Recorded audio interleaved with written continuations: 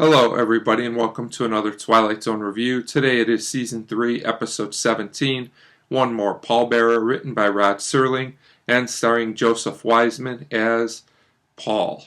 Now, this episode is a complete mess, but it's not an uninteresting mess. At least it's interesting. So I'll get right to it because there's actually a lot to talk about in this episode.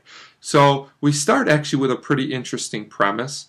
We have a man named Paul, and we find out that he's built this bomb shelter for 3 guests that are coming, and he's rigged it with all kinds of sound effects. But we don't know what he has in mind just yet.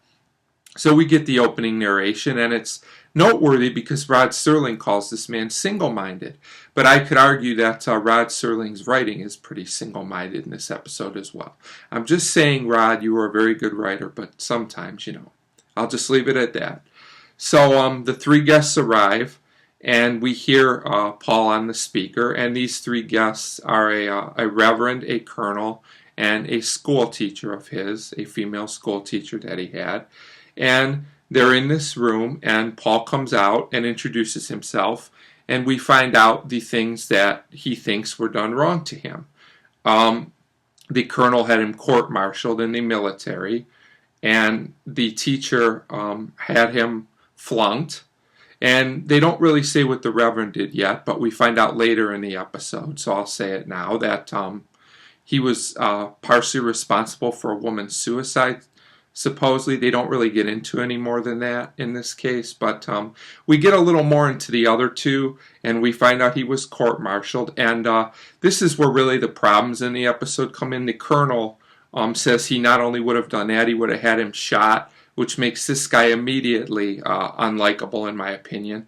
And the school teacher had him flunked for a good reason, that he cheated on a test. But supposedly she also belittled him and called him names in front of everybody. And she doesn't deny this, so I'm assuming that this is what happened. So we can immediately see the problem in this episode. While our main character is in the wrong, these people also seem to be somewhat at fault, in my opinion. And that really makes there nobody to root for in this episode, and it just becomes a mess from here. So basically, the colonel gets impatient. He starts giving orders. This guy's just really not, he's way over the top as a character. And, he wants to know what's going on. And so he explains, he says, I brought you all here because the world is going to end. We're going to shoot a bomb at someone, they're going to shoot it back at us. He doesn't say who, but this is what's going to happen, and no one but me will survive because I knew about this, and I built this bomb shelter. And he makes it seem real with all these sound effects and things that he built into the room. It's a pretty elaborate and pretty bad plot, honestly. So we go to the second half of the episode, and another issue I have is they believe him. Like, if this was a guy you knew was a troublemaker and he didn't like you, would you just believe this because you heard some sounds? Wouldn't you want proof? But they really seem to believe that this is going to happen. And he tells them, you're only worried about your own hide. It's all an act because they say that they want to leave and be with their families and all these things. And he tells them that he will let them stay because he's not an eye for an eye type of person. Yeah, right. I'm not buying that one. Look at the lengths you went through to do this. It's ridiculous. But he wants forgiveness. All he wants them to do is say they're sorry. And, the teacher, I find this to be funny too. She says you're acting like a child. Children do this. But then she berates and belittles him more and starts almost crying. Isn't that acting like a child as well? This whole episode is just contradictions. There's no likable character in this story, in my opinion. So they refuse, to say they're sorry. They say isn't this a little childish too? They say they would rather pass away than say they're sorry. Okay, and then they talk about things like honor. I don't think you people were that honorable either. I'm just saying. This whole thing just confuses me. I'm not sure who we're supposed to sympathize with here, if anybody. So they each give him their own little speech, and then they leave. So it turns out he doesn't get what he wants. He's by himself, and he really snaps now. And I actually kind of like the end of this episode. That's what saves it somewhat for me. So he's all by himself. He's basically a victim of himself, which is the message of the episode, which is a good message. He just can't let it go, and he loses it. And he actually sees himself like he's in the end of the world, like there was a bomb and he's all alone. We find out he's really just on the street, totally broken down. He's completely lost it.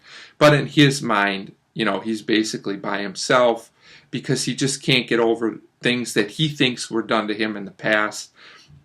So it has a good message behind it. We have to live in the present and let things go, and we also have to take responsibility for our own actions and not blame other people. The problem with this episode is that I've been trying to get across is that these other people are not made or held responsible for their actions, which whether they were right or wrong, they at least had a part in the things that happened to him.